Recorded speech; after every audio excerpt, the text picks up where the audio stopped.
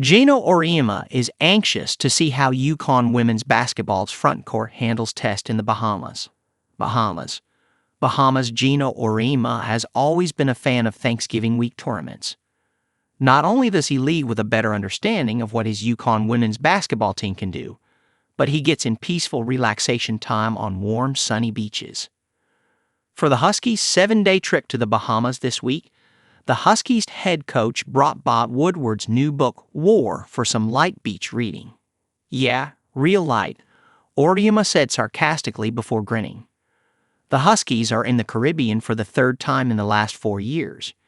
UConn opens the Bahamas Women's Championship on Monday, facing Oregon State at 7:30 p.m. Ole Miss and Boston College face off in the earlier first-round game at 5 p.m.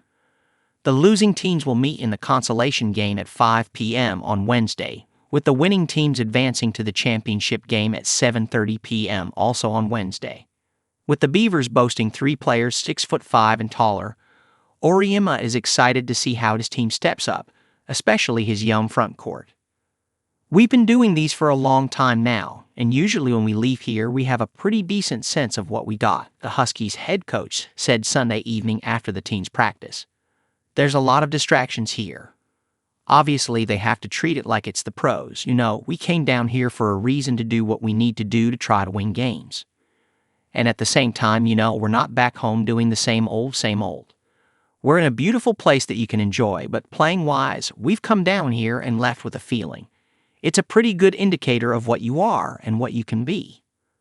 OSU's senior forward Selah Hyde stands at 6'7" and leads the team with 7.6 rebounds per game. Fellow senior starter Kelsey Rees is listed at 6'5", and freshman forward Elisa Mehiar gives OSU a 6'5" option off the bench. The Beavers' size will be UConn's first real test down low.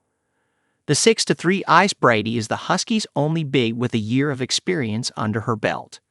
Sarah Strong, 6'2", has impressed so far in her first 4 college games, while 6'5" redshirt freshman Jana El Alfie is still getting her feet under her after missing all last year due to an Achilles injury.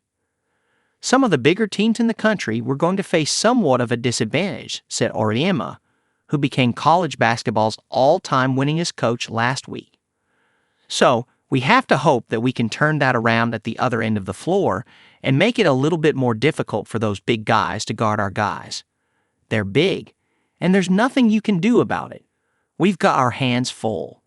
And I'm really anxious to see how they handle that. I really am, because it will be a great test for them.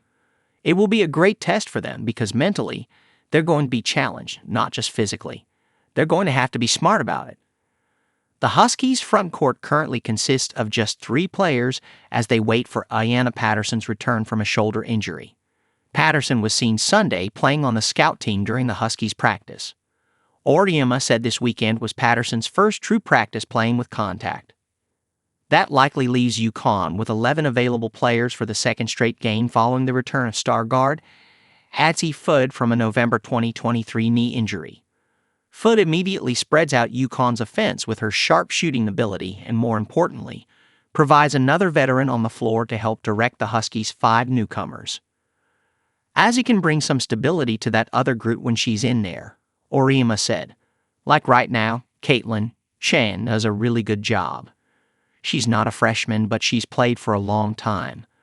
But in order for us to get Paige some rest right now, we have to have Caitlin in the game.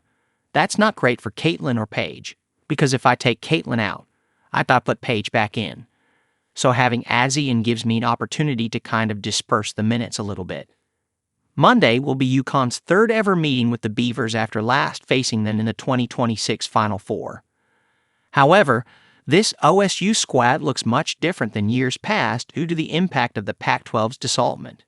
The Beavers lost the majority of their starters to the transfer portal this offseason as the team joined the West Coast Conference for the 2024-25 season. Only 5 players from last season return, forcing head coach Scott Root to completely overhaul his roster. The Beavers welcomed 6 new players, including 4 transfers. Only one of the incoming transfers has more than 1 season of experience playing for a Division I program.